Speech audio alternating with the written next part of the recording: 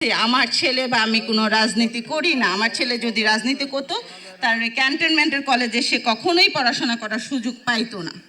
আমি সেকেন্ড কথা বলি, আমার ছেলে মারা যাওয়ার 7 মাস 13 দিনের মাথায় আমার হাজব্যান্ড ব্রেন স্ট্রোক করে মারা যায়। আমার এখন এই ছোট ছেলেটা ছাড়া আর কেউ নাই।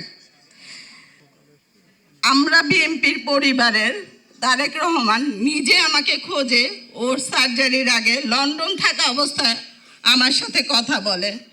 ইভেন উনি বলে আপনার ভাইরা যেমন আপনার পাশে আছে, আমি ইনশাল্লাহ আপনার পাশে থাকি, যেখানেই থাকি।